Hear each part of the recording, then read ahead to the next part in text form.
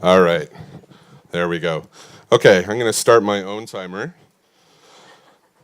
So my name is Skot Deeming. I'm primarily a curator these days, and I'm doing my PhD at Concordia in the Technoculture Art and Gaming Research Center.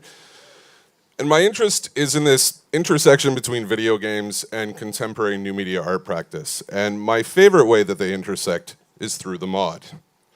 I really should have grabbed a glass of water first.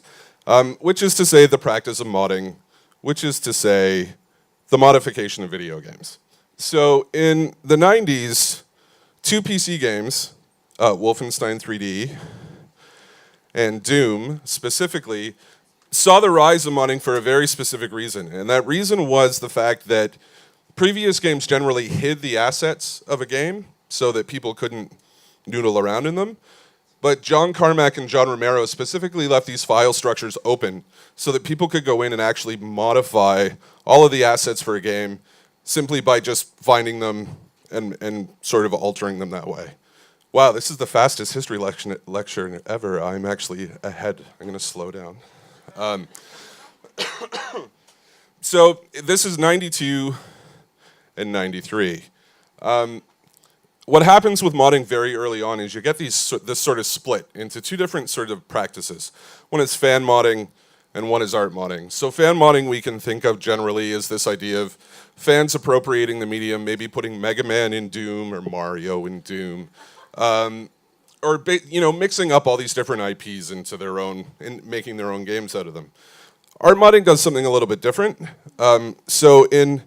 This is reverse chronological order, because I messed that up when I was submitting my slides, but this is Jody Sod from '99, and this is a mod of Wolfenstein, which has reduced it to a series of geometrical environments that you can sort of explore. It exposes the underlying structure of the game. This is either Museum Meltdown or Ars Doom, and this is either Museum Meltdown or Ars Doom. This is what happens when you don't make proper notes.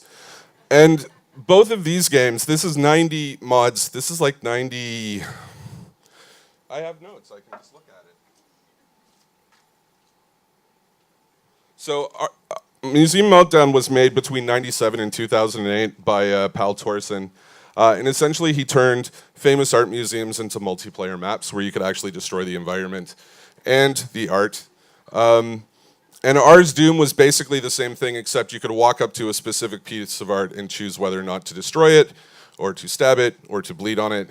And sort of, the work that these people were doing, I think, was this really interesting, like, asking questions that researchers are asking now about what's that relationship between a video game and an art space. And I think they did it, cut myself off. We have an extra 30 seconds, 3:30, right? So apparently I misread the email that said I had 3 minutes and 30 seconds. I thought it was 3. Okay, anyway. So the last part I'm gonna say is a shameless plug. InterAccess supported this project last year, and it's coming up again in February if you want to see contemporary articulations of art mods. Vector is a 5-day festival which specifically charts the intersection between games and contemporary art practice.